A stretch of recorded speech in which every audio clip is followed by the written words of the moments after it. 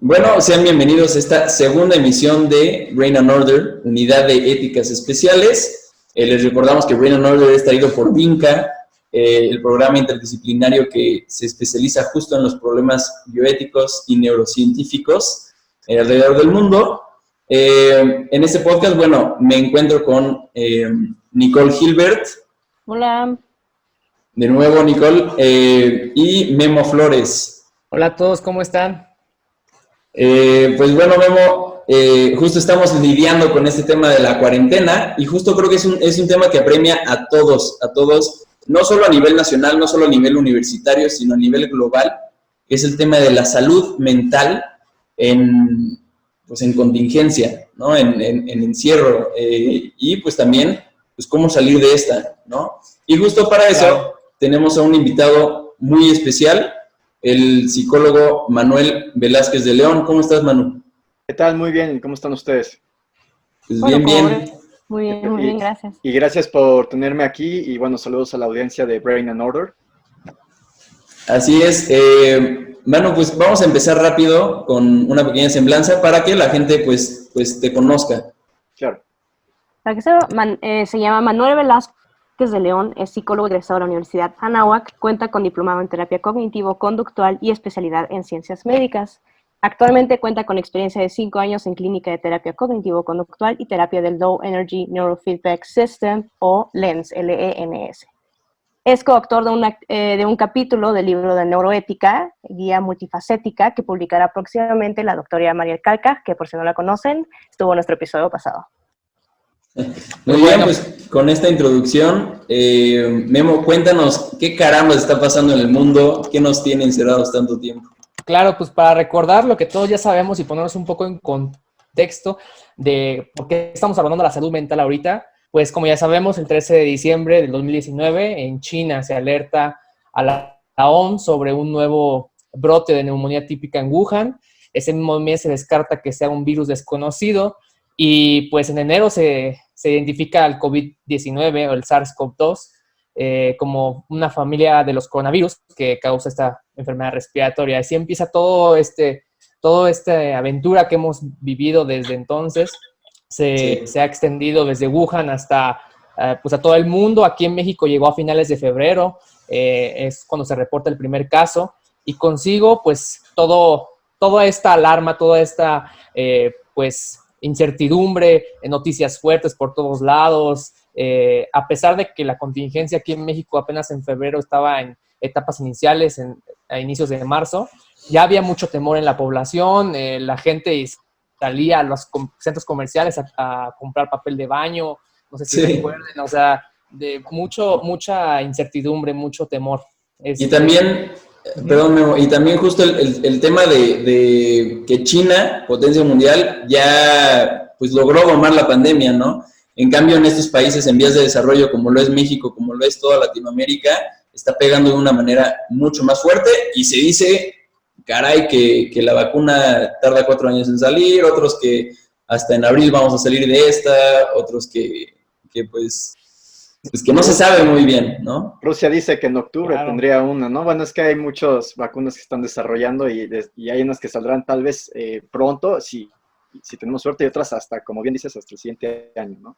Sí, infinidad de estudios que se están haciendo. Diario salen 1000 artículos del coronavirus en diferentes contextos.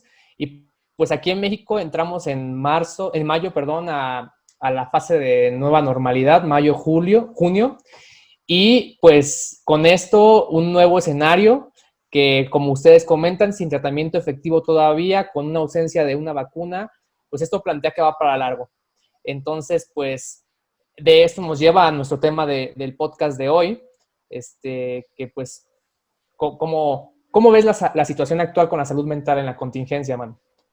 Bueno, pues yo creo que tiene dos vertientes, ¿no? La principal y tal vez la más obvia es que es una situación complicada y que por lo tanto genera una tendencia hacia un declive de la salud mental, hacia un deterioro de la salud mental en general en la población. Esto pues se debe a muchísimos factores, ¿no? Principalmente todo lo derivado al confinamiento y a que no podemos llevar a cabo nuestra bueno, que todos no podemos llevar a cabo nuestras rutinas como solíamos hacerlo, ¿no? Entonces, ¿qué implica esto, no? Pues que, por ejemplo, en cuanto al confinamiento, pues que no podamos ver a nuestros amigos o nuestros familiares con los que no estemos haciendo el confinamiento, que no podamos salir, por ejemplo, a ejercitarnos, como tal vez lo haríamos antes del confinamiento. También implica que, pues, los problemas económicos, evidentemente, ¿no? Que se ve que viene con toda la crisis económica, bueno, ya la Sí. estamos resintiendo. Y también, pues, hay gente que, por ejemplo, las personalidades extrovertidas, pues son personas que están acostumbradas a obtener su energía psíquica a través de la interacción con las personas, ¿no? Entonces, a ellos tal vez les cueste más trabajo el confinamiento, en cambio los introvertidos, pues tal vez no es algo que les cueste mucho trabajo, Okay. pero bueno, hay tipo de personas que sí les cuesta más trabajo. También se detienen los sueños, ¿no? Hay una pausa en nuestras metas y nuestros sueños, y eso, pues, por supuesto, afecta nuestro sentido de vida y por lo tanto puede afectar de manera significativa a nuestra salud mental, a nuestra felicidad. Falta de sol, o sea, vaya, hay quienes están confinados en sus departamentos y tal vez no les llegue mucho el sol y eso, como ustedes bien sabrán, puede afectar en la parte afectiva. Creo que hay un trastorno relacionado a las estaciones, el trastorno depresivo estacional. Entonces, bueno, hasta ahí puede llegar a afectar. También ansiedades respecto a me voy a contagiar, se van a contagiar mis seres queridos. La paranoia, ¿no? También. La paranoia. También depende de la estructura mental o las cuestiones psicológicas de cada quien, pues cómo le va a afectar la pandemia, ¿no? Por ejemplo, los paranoicos se pueden poner más paranoicos, los obsesivos compulsivos se pueden poner más obsesivos compulsivos en cuanto a temas de limpieza, ¿no? No voy a limpiar todo para que no tenga coronavirus. En fin, entonces son muchas las cuestiones que pueden afectar, pero una importante, la incertidumbre, ¿qué va a pasar? ¿Cuándo va a terminar esto? ¿Cuándo va a reanudar mis planes? Eso de la incertidumbre puede generar mucha ansiedad o también mucha mucha tristeza en cuanto a no saber cuándo podemos hacer lo que realmente queremos, ¿no? Entonces, y bueno, y los que no están en confinamiento, pues igual la ansiedad de contagiarse porque tienen que salir, porque tienen la necesidad de trabajar. Porque no hay de otra, sí. No hay de otra, desafortunadamente. Y bueno, aquí también algo importante, ¿no? Las personas que igual y son escépticas a esto del coronavirus, pues están en mayor riesgo de contagiarse, ¿no? Entonces también ese es otro tema, ¿no? Pero bueno, eso por una parte, lo que puede afectar a la salud mental. Pero por otra parte también puede ser una oportunidad para conocernos, para mejorar como personas.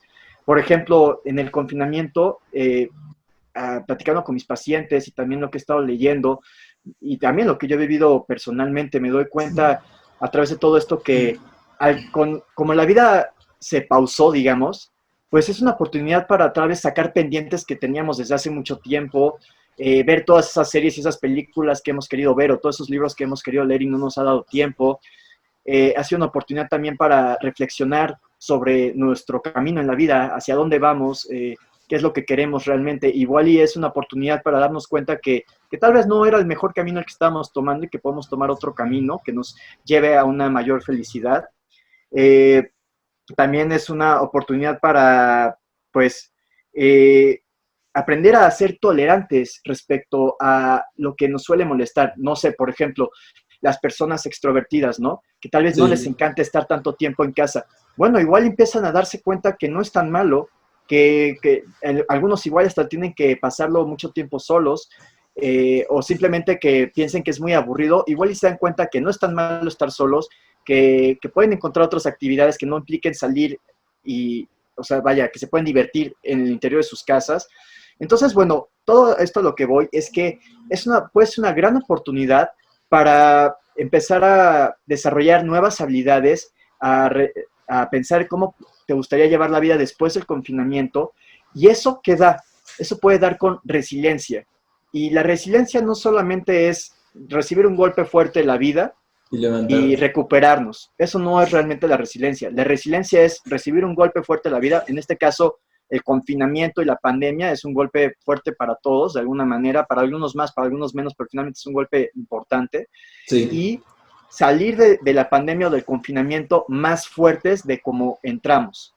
Entonces, depende de la actitud de cada quien, y depende más bien de la interpretación de cada quien, que ahorita platicaremos de eso más adelante. Sí, claro. ¿Cómo va a salir la pandemia? Si golpeado, digamos, emocionalmente o con mayor fuerza de cómo entró la pandemia.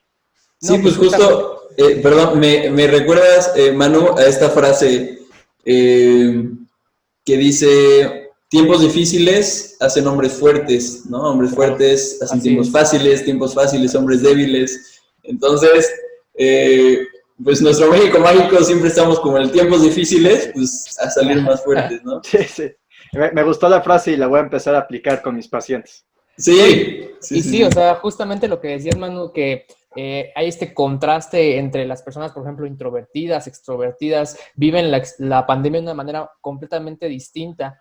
Y justamente por ello, pues te queremos compartir algunas experiencias que estuvimos preguntándole a nuestra audiencia, preguntándole a las personas que tenemos alrededor, cómo han Sí. vivido esta pandemia. Y pues queríamos compartirte pues sí, experiencias para que podamos discutir un poquito sobre ellas más adelante. Sí, justo, Que de hecho, justo como mencionabas, cada quien lo está viviendo diferente. Entonces, igual dentro de las preguntas vemos como justo respuestas totalmente antagonistas una a la otra, eso se me hizo tan interesante de ver, o incluso, bueno, lo que yo he vivido personalmente igual es que dentro de mi ser hay momentos donde yo tengo como estos contrastes increíbles, o sea, en una única persona incluso se pueden encontrar estos contrastes, se me hace Totalmente. muy, muy interesante. Entonces, por ejemplo, una de las preguntas que le preguntamos a nuestra audiencia fue emocionalmente cuál había sido su mayor reto. Y aquí unas respuestas decían que era muy difícil convivir todo el tiempo con su familia, pero por el otro lado tenemos también a estos sujetos que se les hacía muy difícil estar lejos todo el tiempo. Entonces es interesante de cómo cada quien aprecia y cada quien ve y vive diferente estos momentos. Sería también muy interesante ver cómo se analiza esto dentro justo de la terapia cognitivo-conductual. O igual lo que decías, esta ansiedad, esta paranoia de contagiar al otro a salir, pero también esta necesidad de querer salir, de ver a otros seres humanos, seres queridos. Y justo cómo aprender a manejar esta tensión, esta ansiedad, esta falta de productividad para muchos, o esta excesividad de querer hacer cosas, pero no saber cómo proyectarlo exactamente. o también la excesividad de productividad, porque también cuando se plantea el home office, resulta que para muchos esto llevó a tener 3 veces más trabajo y sin horas muertas y trabajando de sol a sol, cuando antes ibas a tus 8 horas de jornada y te ibas, ¿no? Sí, justamente, Entonces, o que podías, si querías respirar, pues podías salir y respirabas, pero ahorita era muchas veces simplemente con tanto trabajo en casa, si querías respirar era a dónde voy a respirar, o qué hago, qué puedo hacer para sentirme mejor. Creo que eso es lo que a muchos les produjo igual ansiedad durante este tiempo de Ahora pandemia. también pues preguntamos de qué se habían dado cuenta la gente de sí misma y aparte del mundo con esta pandemia. Muchas personas se dieron cuenta de cosas personales que no se habían percatado antes. Por ejemplo, hay quienes dicen que no les costaba tanto trabajo salir como a varias otras personas. O sea que, pues la verdad, yo estoy bien como en confinamiento, no solamente necesito mi rutina y ya. Y otras personas que de verdad necesitan pues ese contacto con otras personas, ¿no? También hay quienes descubrieron que se pueden adaptar a las situaciones mejor de lo que pensaban, ¿no?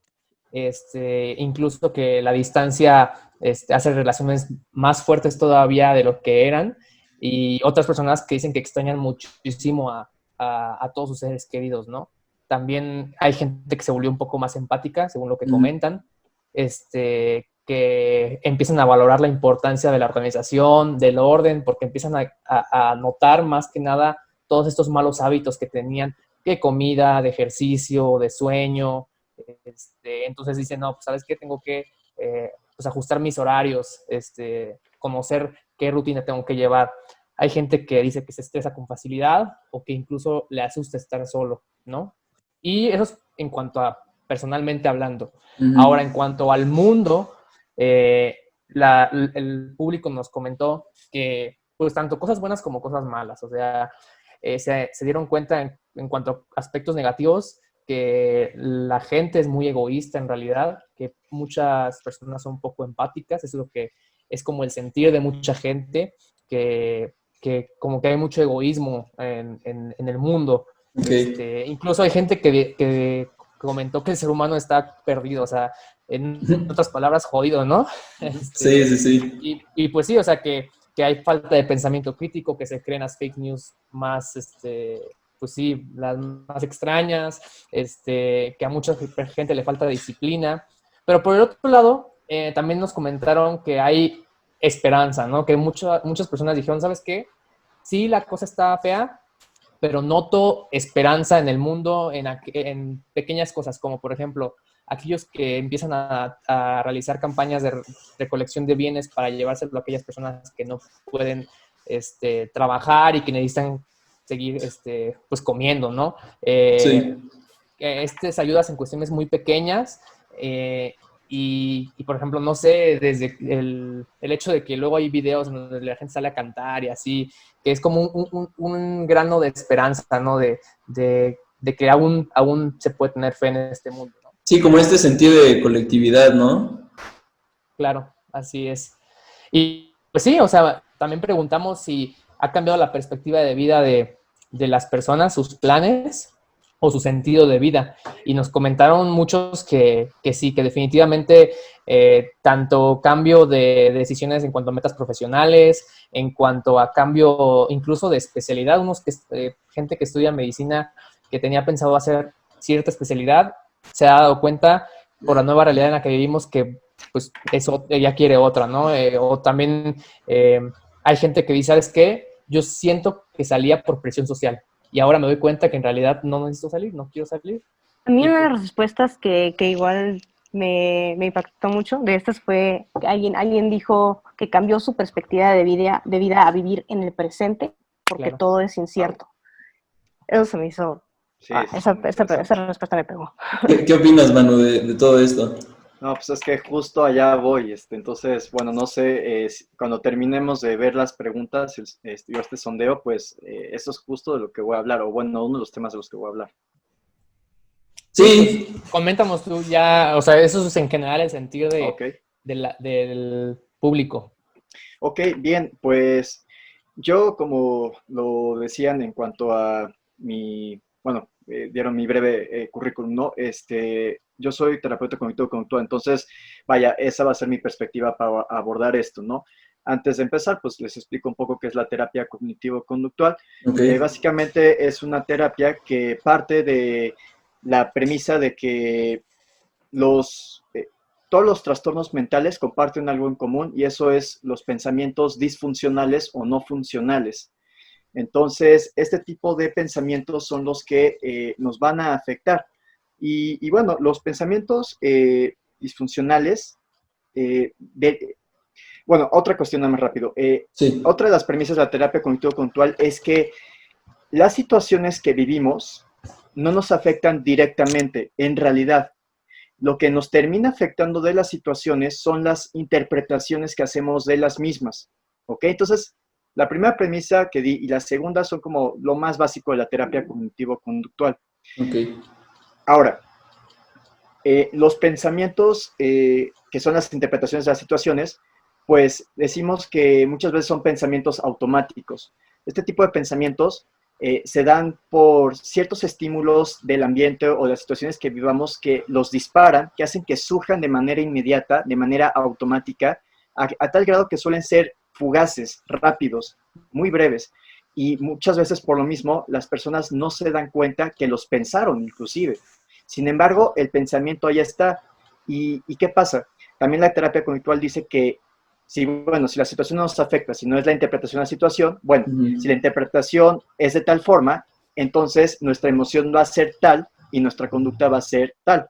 Entonces, si la interpretación es negativa, nuestra emoción va a ser negativa y las conductas van a ser, pues no van a ser adecuadas, nos van a traer problemas finalmente. Si la interpretación es adecuada, positiva, pues las emociones van a ser positivas y las conductas van a ser funcionales, ¿ok? ok, Entonces, el problema con los pensamientos automáticos es que surgen a cada rato y muchas veces no nos damos cuenta y muchas veces son pensamientos irracionales. Y esto es súper importante también, porque si un pensamiento automático es irracional, nos va a traer problemas. ¿Qué es un pensamiento irracional? los pensamientos irracionales no son lógicos, no están basados en la lógica, no están apegados a la realidad objetiva. Okay. Los pensamientos, o sea, por ejemplo, les voy a compartir mi caso, ¿no? Yo padecía de un trastorno de ansiedad, de trastorno por pánico, me dan muchos ataques de pánico. Y yo tenía un pensamiento ilógico al respecto. Yo decía, cada vez que sentía que mi corazón latía muy rápido, yo decía, híjole, ya fue. Ya aquí quedé, ¿no? Aquí quedé, y me va un ataque al corazón, ¿no? Y ustedes médicos me podrían decir cuál es la parte ilógica de ese pensamiento. Tenía 21 años para ese entonces. ¿Cuál es la parte ilógica de ese pensamiento? No existe, o sea, es muy poco probable que vayas a morir por unas taquicardias. Y bueno, y aparte tendrías que tener toda la otra sintomatología para que ya se dijera todo eso y que viniera de un momento al otro, pues igual. Exactamente, sí, lo que ustedes dos dijeron es justo eso, o sea, la probabilidad era muy, muy, muy baja. Mi terapeuta en ese momento me enseñó, a ver, tienes los síntomas, como bien dices, Nicole, los otros síntomas de un infarto, pues no, o bueno, los síntomas de un infarto, no, ok. Como dice Guillermo, me decía el terapeuta, sabes que la probabilidad es demasiada baja para que a tus 20 años te vaya un infarto. ¿No? Exacto. Entonces, pues es muy lógico, ¿no? Que pienses eso. Entonces yo, ok. Entonces lo empezaba a pensar de esa manera y me empezaba a sentir mejor. Bueno, ahora usando el mismo ejemplo, ¿no?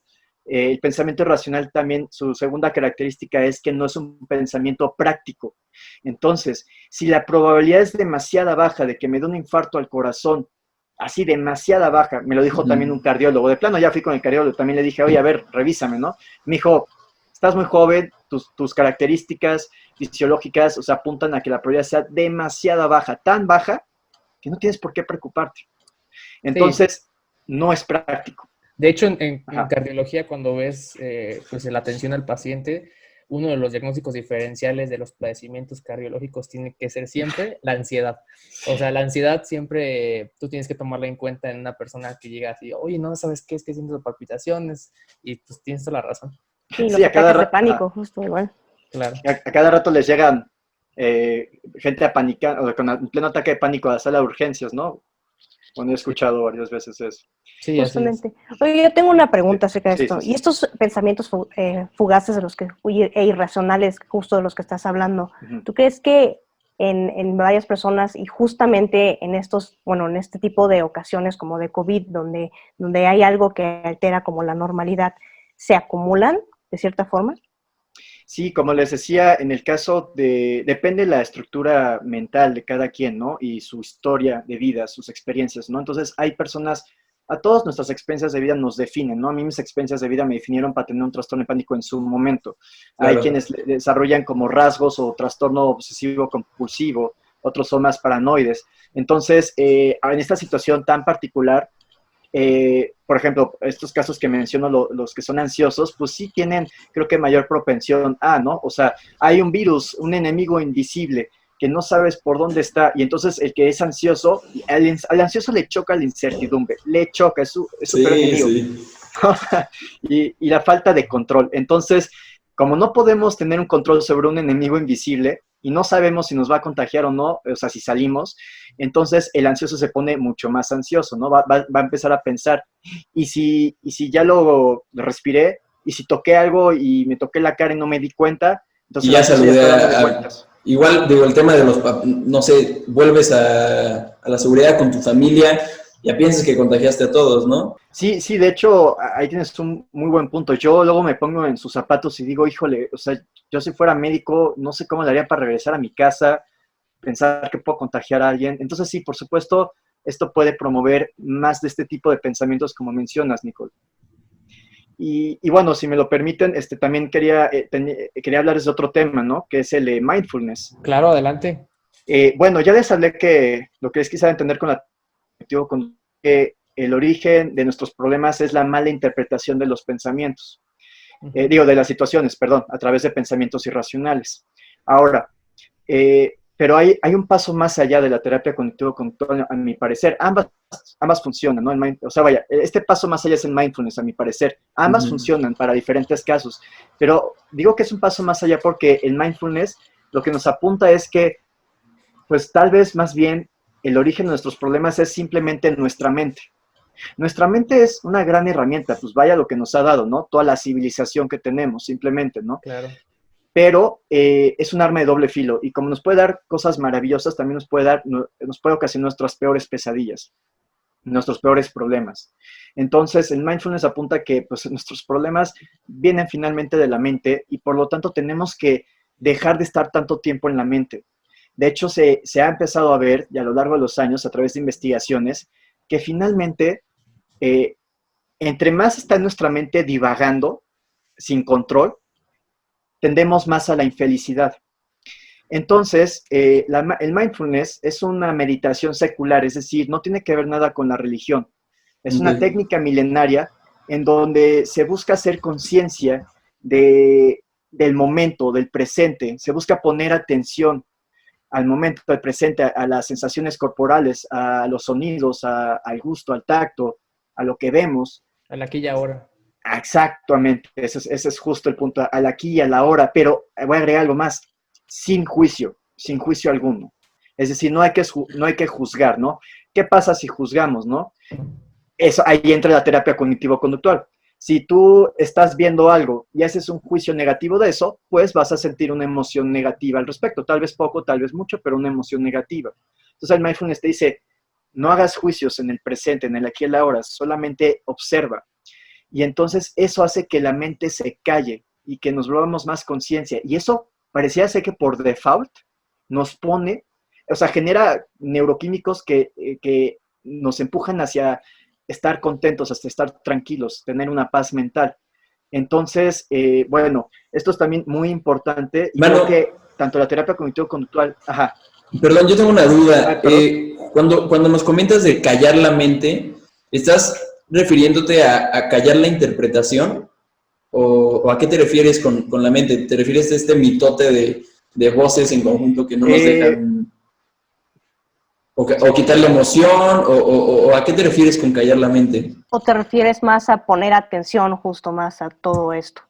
Sí, bueno, incluye todo eso, ¿no? Es a callar la mente, digo, es a callar las interpretaciones, pero también es, bueno, es que finalmente la mente son pensamientos, son interpretaciones, son las voces que escuchamos, bueno, la voz de nuestra conciencia que escuchamos. Entonces, es ser más conciencia, ser más sentidos, o sea, ser más lo que vemos, que en la conciencia solo sean los sentidos y que no hayan interpretaciones de los sentidos. Eso es, en esencia, el mindfulness. Yo lo veo como por ejemplo, no sé, de pronto está todo este ruido, todos estos pensamientos en tu mente, y el mindfulness lo veo como el parar un poco, hacerte hacia atrás y dejar que todos esos pensamientos estén adelante sin tú interceder en ellos. Es más, ni siquiera empezar a tomar la perspectiva de la hora, si escucho una sirena, está bien, es una sirena, simplemente es una sirena. No empezar a pensar, ¿a dónde va? ¿Quién traerá? Pobre persona. O sea, simplemente es una sirena. Básicamente como existir, ¿no? Realmente existir y vivir en el momento. Sí, exacto. Y bueno, no quiero también malinterpretar algo, bueno, dar malentender algo, más bien. O sea, vaya, sí puede haber pensamientos, como también podrías darme a entender, Memo. O sea, puede haber pensamientos, o sea, te puedes alejar de los pensamientos o de darte cuenta que hay pensamientos, pero ya no te enganchas al pensamiento. Lo dejas pasar. Lo dejas pasar, exacto. Entonces, así promueves que no tengas tantas interpretaciones que conlleven a pensamientos negativos, como daba a entender con la terapia cognitivo-conductual. La terapia cognitivo-conductual quiere cambiar tu pensamiento negativo a un objetivo racional y, por lo tanto, que promueva emociones positivas. Okay. Pero la cognitivo, y eso está muy bien y sí sirve mucho, es muy práctico, pero el mindfulness es, bueno, pues también mejor estate en el aquí, en el ahora.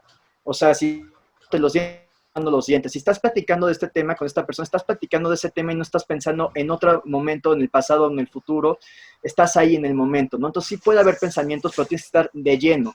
Pero también para desarrollarlo, se recomienda para los principiantes principalmente, pues, practicarlo desde el cuerpo, ¿no? O sea, ahí sí tienes que tratar de dejar de pensar y enfocarte en las sensaciones corporales. Ahorita vamos a hablar un poco de eso. Sobre esto yo tengo una duda que justo nos hacía Emiliano, otro miembro de Vinca, que preguntaba sobre los riesgos del mindfulness, ¿no? O sea, de ser mal llevada, no te puedes hacer demasiado pasivo ante lo que pasa. O sea, es decir, ¿En qué momento tienes que distinguir la línea entre no volverte simplemente un ente que no interviene y que no va a hacer nada al respecto de las injusticias y de lo que le pase, ¿no? De los estímulos de fuera? Es una gran pregunta y es un debraye, por decirlo así, que he tenido con amigos que nos encantan todos estos temas. Sí. Y bueno, no, creo que no es tan fácil encontrar esa respuesta tal vez escrita en alguna parte, pero a lo que yo he llegado, o no he llegado a la conclusión de que el desapego es muy sano, pero yo creo que tener apego al desapego, que eso es lo que me das a entender con esto que pregunta Emiliano, es malo. O sea, si tú dices, ay no, es que el mundo, híjole, me sobreestimula, mejor me voy a desapegar de todo, entonces ya no quiero, pues me voy a recluir de todo el mundo. Bloqueo, ¿no? sí. Me voy a bloquear de todos. Yo creo que eso ya es como un apego al desapego, o más bien, no, es un apego a la evasión. Entonces, creo que es una mala interpretación. Creo que hay que seguir nuestros sueños, hay que disfrutar la vida, hay que aceptar que es que hay una cuestión aquí, en la vida va a haber emociones negativas, eso es un hecho de vida. Y no hay que ser renuentes a esto y entonces tratar de evadirlo. No, es que precisamente si lo que da a entender Emiliano, que tratar de evitar todo eso finalmente es tratar de evitar todas las emociones negativas, eso ya no es tal cual, ya no tiene que ver con mindfulness, eso es evasión. Sí. Al final, el mindfulness, y que al final es un tipo de meditación, la meditación del mindfulness busca que seas consciente de lo bueno y de lo malo, que te llegue a la mente, que experimentes y que no lo enjuicies. O sea, tú puedes sentir una emoción negativa, pero si dices, ay, o sea, la sientes. O sea, el primer Sí. impacto es inevitable. O sea, no podemos controlar nuestras reacciones. O sea, vamos a sentir algo y al instante eso ya se dio. Ya después de esa reacción, tú ya puedes tener un control de eso. Y tú puedes decidir si te apegas a esa emoción y dices, acabo de sentir algo malo. Ay, no, qué horror, no quiero sentir más eso. No quiero. Eso ya es apego. Eso ya es un juicio. Okay. A través del juicio se da ese apego. Entonces, hay que sentir las emociones y como bien daba a entender Memo, las sientes, las concientizas, te das cuenta qué está pasando y lo dejas ir.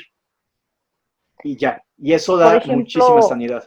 Por ejemplo, dentro de la terapia cognitivo-conductual, ¿cómo podrías tú cambiar justamente ese miedo? Porque entiendo que pues, también hay una estrategia. ¿Quisieras explicarnos un poco cómo sería en este caso?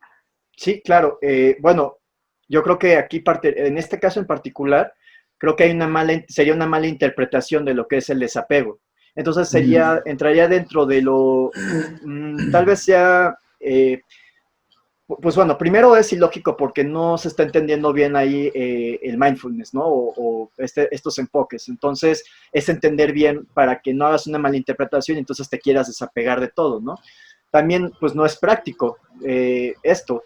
O sea, si alguien dice, no, pues ¿sabes qué? Me voy a desapegar de todo, yo le diría, oye, pues, tal vez estés entendiendo mal el mindfulness y la meditación, y aparte no es práctico porque te vas a perder de muchas cosas de la vida, ¿no? Sí, no te va a llevar a trascender a tus metas de vida, ¿no? Sí. Y tal vez hay una tercera cuestión de los pensamientos irracionales, y se dice que también son, bueno, no todos los pensamientos irracionales cumplen las 3 características, pero bueno, la tercera es el pensamiento que no es filosóficamente correcto. Alguien que le tiene mucho miedo a Dios, que todo el tiempo está aterrado de Dios, pues puede ser alguien que no tenga un buen enfoque o un buen entendimiento de su religión, ¿no? Claro. Entonces, menciono porque también el mindfulness finalmente, pues, podríamos decir que viene de ciertas filosofías orientales, que igual y entonces este enfoque que mencionabas, Nicole, y que mencionaba Emiliano, pues bueno, puede ser que sea, en este ejemplo en específico, un mal entendimiento filosófico de estas cuestiones. Totalmente. De hecho, yo les quería compartir, creo que de lo que han dicho los tres en este programa, creo que justo se puede resumir en esta alegoría que justo el Papa Francisco hizo, ¿no? Que creo que va muy de la mano. A ver qué opinas, Manu. Él habla de que la vida es como el mar, ¿no? Lo voy a parafrasear, ¿verdad? Hay muchas tormentas, van a venir tormentas, ¿no? Cosas que vienen de fuera, de factores de afuera que no puedes controlar.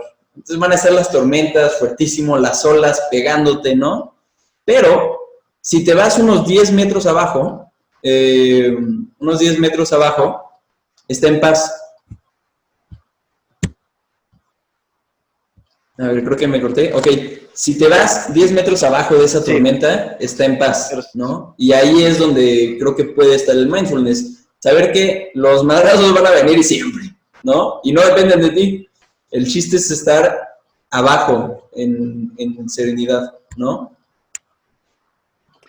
Sí, mira, me recordaste de mi libro favorito, se llama Way of the Peaceful Warrior. Hay una analogía muy similar a esta, en donde es como si fueras un pez que está dentro de una taza de agua, es un pez pequeño que está en una taza de agua y te echan piedritas, ¿no? Y las piedritas mueven el agua, ¿no? Y si echan una piedra un poco más grande, la mueven mucho más fuerte.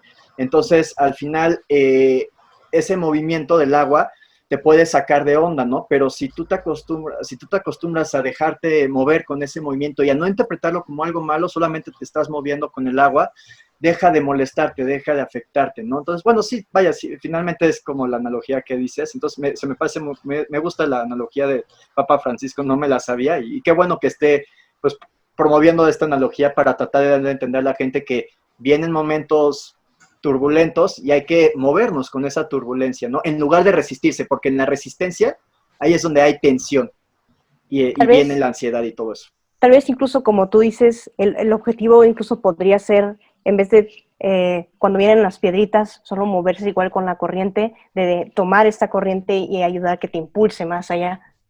Nice. Eso ya sería la resiliencia, ¿sí? No solamente es pues no hacer mal interpretaciones, resistencias que te afecten, sino usar ese impulso, como bien dices, y eso ya es resiliencia. Algo que te afecte, usarlo a tu favor para volverte más fuerte, o sea, lo que no te mata te hace más fuerte, ¿no? Oye, y para resumir, Manu, entonces, ¿qué estrategias le pudieras dar a nuestra audiencia sobre las experiencias que tuvieron, que te compartimos, relacionado con esto que nos comentas? Sí, como muy generales, como... Sí, claro. Bueno, pues en cuanto a la terapia cognitivo, ajá, creo que se cortó, pero me decías que muy general. Sí. Bueno, ok, muy general y todo. Bueno, en cuanto a terapia cognitivo-conductual, les recomiendo que cada vez que se sientan, o sea, ustedes están normales, ecuánimes, vaya, están en un estado contento o neutral. Y en el momento en que se sientan bajoneados emocionalmente o que sientan cualquier emoción negativa, ansiedad, tristeza, enojo, etcétera, justo en ese momento pregúntense, ¿qué acabo de pensar? ¿Qué acabo de pensar? Y entonces puede ser, vaya, un pensamiento, puede ser su conciencia, puede ser una imagen mental, puede ser un recuerdo, y digan, ok, a ver, empiecen a darse cuenta cómo, primero, a desarrollar la habilidad a cachar esos pensamientos automáticos. Este ejercicio es para cachar estos pensamientos automáticos. Después, digan, ok, fíjate, cada vez que yo me pongo así, con esta emoción de enojo, por ejemplo, es porque pienso, esta persona me acaba de ofender o acaba de ser injusta conmigo. Y entonces empiezan a relacionar los patrones, cómo sus pensamientos se relacionan con sus emociones y con sus conductas. Esa es una. Segundo, cuando empiezan a desarrollar esto, empiecen a cuestionarse si sus interpretaciones de los eventos que están viviendo, de las situaciones, si son lógicas, si son prácticas y si son filosóficamente correctas. Digo, esto se ve en terapia cognitivo-conductual a lo largo de sesiones, vayan, en una sesión en tan poco tiempo, pues es resumido, ¿no? Pero bueno, lo pueden intentar, por supuesto. Y en cuanto al mindfulness, pues les recomendaría muy rápido un ejercicio muy sencillo y muy práctico que encontré, se llama método 3x3, en donde lo que van a hacer es que si están ansiosos, inquietos o si se van a enfrentar a algo pues, que les genere un poco de ansiedad, les recomiendo que tienen que hacer lo siguiente. Van a observar su alrededor y van a escoger un objeto físico y van a decir, no sé, el libro, y van a tomar una respiración profunda, es decir, van a inhalar lentamente hasta que se llenen sus pulmones y van a exhalar lentamente hasta que se vacíen los pulmones de manera rítmica, ¿no? O sea, respiran lo mismo que exhalan y después lo van a repetir otras 2 veces. Ese es un cuadro. Otra vez, inhalan, exhalan lentamente. Luego, eso es una copa. Otra vez, inhalan, exhalan lentamente. Muy importante que cuando mencionen eso es tal o eso es aquello, no digan, ese es mi libro favorito, porque, como bien hablábamos, eso es una interpretación Justo. y eso lleva a una emoción. Y queremos aquí dejar las interpretaciones para ponernos en un estado más mindfulness. Esta técnica la aplica una persona en Silicon Valley. Ayer estaba viendo su TED Talk y estaba buscando como la técnica más práctica para pasarles. Y bueno, pues me gustó mucho porque parece ser que es muy, muy efectiva. Yo la estoy empezando a practicar y me está gustando bastante. Y en tan solo 30 segundos pueden estar en un estado mindful que los va a librar de tensión, de emociones negativas, de preocupaciones, etcétera. Y los va a enfocar. Ok, Manu, ¿nos puedes, digo ya para cerrar, primero, ¿nos puedes decir dónde te podemos encontrar y también cuál es este libro que nos mencionabas del pez en el agua? Creo que podría servir. Sí. No, de verdad, se los recomiendo muchísimo. Se llama Way of the Peaceful Warrior, El Camino del Guerrero Pacífico. De verdad es un gran libro que trata de sabiduría, pero te enseñan meditación, te enseñan a comer bien, te enseñan mindfulness, te enseñan ejercitarte correctamente, te enseñan a cómo ver bien la vida. O sea, hablan de la muerte, hablan del amor, hablan de los placeres. Wow, es un libro, no es largo y a la vez no sé, es increíble. De verdad es que es un gran libro para mí. ¿Y de dónde me pueden encontrar? Bueno, es que la verdad, pues, no sé, supongo que en mi Facebook, porque, bueno, digo, si me quieren preguntar algo, lo que sea, en mi Facebook es Manuel Velázquez de León Calvillo. No tengo ahorita una página de internet, pero bueno, ahí me pueden encontrar. Excelente. ¿Y un contacto? ¿Qué tal que queremos pues tomar terapia contigo vía ¿Sí? Zoom o algo así? ¿Algún contacto que nos pueda Claro, dar? con mucho gusto. Bueno, pues les paso, no sé, mi celular. Es Claro. 55 27 37 3561. Bueno, pues ahí quedó, Manu. Muchísimas gracias por estar con nosotros. De hecho, bueno, tú vas a seguir un rato con nosotros porque justo a todos los que nos mandaron preguntas y que nos mandaron testimonios más fuertes y demás, justo vamos a tener ahorita la parte 2 de este podcast de sanidad mental en tiempos de contingencia, donde justo Manu pues nos va a ayudar a responder específicamente a ciertos testimonios que creemos engloban toda la situación y que pueden ayudar a muchísimas personas. Pueden seguirnos en todas nuestras redes sociales como Binca Anáhuac en Facebook, también en Instagram estamos como Neuroethics Anáhuac y bueno, en otras plataformas pues San Google nos respalda, entonces busquen Brain and Order, Unidad de Éticas Especiales y ahí nos pueden encontrar y justo manténganse muy atentos porque vamos a estar sacando cápsulas un poco más pequeñas aparte de estos programas generales con ciertos dilemas éticos buenísimos, entonces, con justo la estructura ya probada, una metodología probada, con casos bizarrísimos, entonces no se lo pueden perder y pues nos vemos en el próximo episodio.